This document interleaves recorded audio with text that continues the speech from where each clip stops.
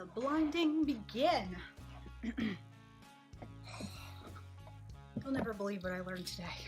Generations, or the idea of a generation as I used to understand it, is a lie. It's not even a real thing.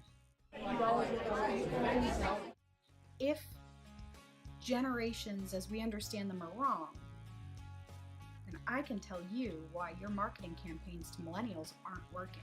So if you've ever wanted to market to millennials and you just couldn't figure it out, stay tuned. Welcome to Work It Wednesday. What you know about generations is wrong.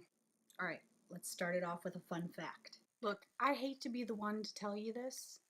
Did you know that the U.S. Census Bureau does not define generations? Surprise!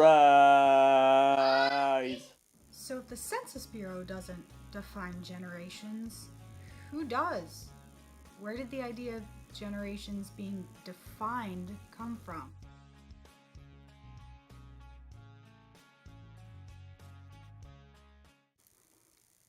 This is Gen X, a fiction book written by Douglas Copeland, a book that defined a generation.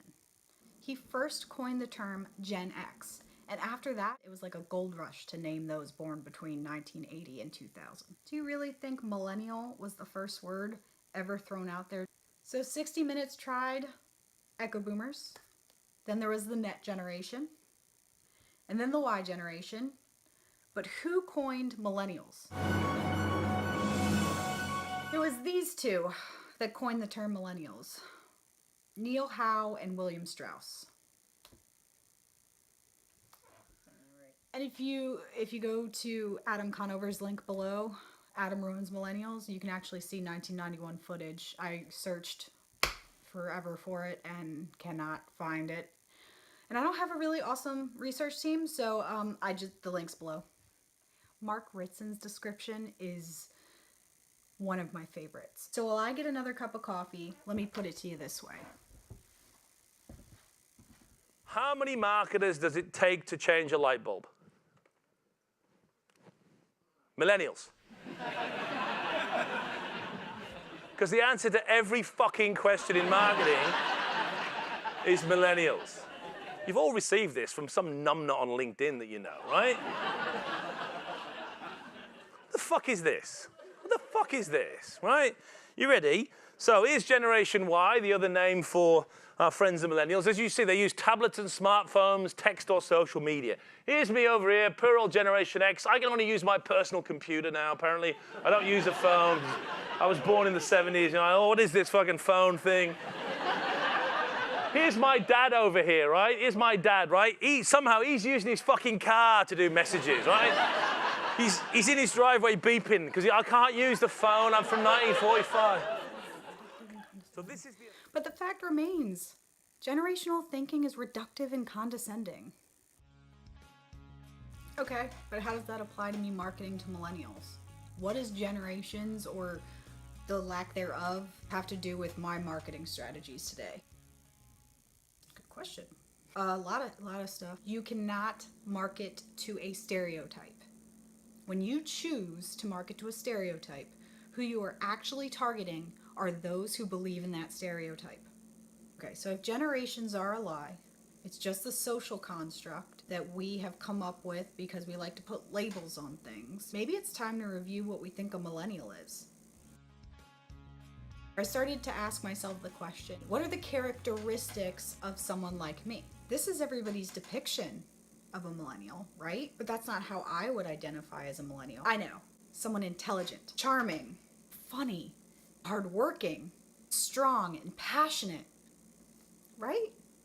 Every month, some new thought leader claiming to be a millennial expert gets its hands on the New York Times or the Washington Post and writes an expose on millennials saying we are lazy, can't find a job, we have parents that are overprotective, we live in our parents' basement, and the only hope we have of actually getting out is if a Pokemon is spotted in a park nearby. Oh, well That can't be right. Let's Google it. We'll Google it together. Google always has the answer. According to Google Autocomplete, which is populated by likely search terms, millennials are poor dumb idiots. We're stupid, rude, lazy, and obsessed with side hustles, which seems contradictory. We've also killed crowdfunding the Olympics and cereal, as well as Suits running the American Dream, soap, diamonds, home ownership, the investment industry, and the McRap. Okay, so according to mass media, we're entitled, narcissistic slackers. Millennials, you are entitled and lazy and just not fit to live, right? Guys, I discovered something else. Did you know that millennials were drinking the world out of coffee? Yeah, no, it's true. Like, there's a news story on Global it. demand for Java is at an all-time high, but the bean supply can't keep up with the demand, and Americans under 35 are to blame. Thanks, Alante. So, According to what can we actually say about this age demographic, those born between 1980 and 2000? How do I find out the truth? Here's what we can say for sure. We are more than the population of Oregon, Nevada, Colorado, Utah, New Mexico, Montana, Oklahoma, Kansas, Missouri, Iowa, Wisconsin, North Carolina, Kentucky, Maine, Massachusetts, Connecticut, and Rhode Island combined. How many of you are ages 18 to 35? Well, this is a college campus after all. As you're probably aware, your generation, often called the millennial generation, has older generations who have a rather low opinion of you. You may have heard you're lazy, for one thing. You don't care about working hard. You're selfish. You might even be narcissistic. For those that I respect so much, to be labeled entitled. The E word, entitlement. Now, this word constantly and consistently attaches itself to the millennials. This is the bright orange grease stain on our collective white button-downs, all right? A fun millennial bingo game, which I'm probably the only person who ever plays, but in case you want to, here's how it goes. When you're reading a trend piece about millennials, see how far you can get into the piece before the E word comes up. Usually it's in the title. Sometimes they wait until the second sentence to say it. We are the most educated generation to date. 61% of us held internships. Half of those were unpaid. To put it in another perspective, that's over 48 billion hours of free labor. How many of you would have done that? This does mean that we have more debt than any generation previous to us. But despite that, 70% of us are already saving for retirement, which is pretty impressive if I do say so myself. But we're slackers. So the only thing that you can really say is that they're the most diverse group of people we have ever been exposed to. Is that millennials are the most diverse generation ever. 42% of them identify as non-white. 15% of them are first-generation immigrants. They weren't even born in this country. The population identifying as Hispanic has tripled, right?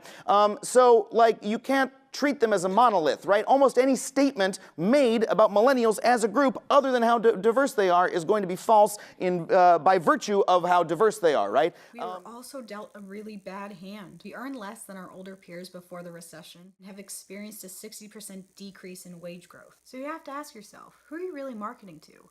Because this depiction is a stereotype, and it's condescending and it's wrong. Who are you really trying to reach?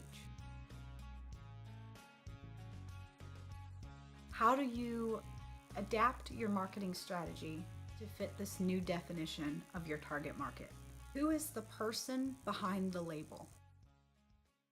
Remember that we're all people. If you like it, your audience will probably like it too, especially when creating video content. Ask yourself, is this something that you would watch? Is this something you would click on? If the answer is no, my general rule of thumb, I don't share it. Or, oh, this one, this is a really big one. They say, how does your student loan debt make you feel? Tell us in 3 emojis or less. My God, Hillary. Look, when you tell a whole generation of frustrated emojis to describe how they feel about their money flying away emojis using little cartoon characters, you're not giving them a kissy face emoji. No, you're thumbs downing their intelligence and you're treating them like a pile of poop emoji. Look, young people don't need you to talk to them in their language, right? They just want to be treated like intelligent people who are worthy of respect, right? It's not rocket science emoji. Am I using emojis right? I don't know. We all deserve to be treated with respect. If you're looking to gain clients, gain loyalty, establish a community, treat those in which you want to interact with respect. You'll probably make a lot of money. And last but not least, have a great marketing strategy. Look, and if you don't have a strategy but you really want one, hey guys, right here, get a subscription. Join us next week as we discuss the top 10 marketing trends of 2016 going into 2017. Oh, and be sure to check out Hate the Hustle on YouTube.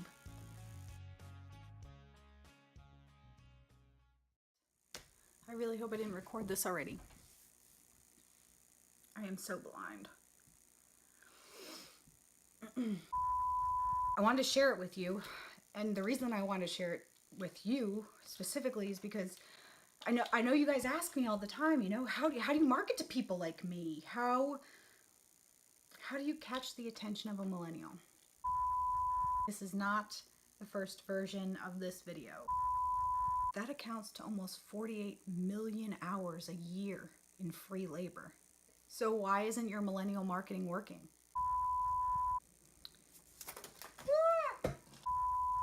And yet another fun fact.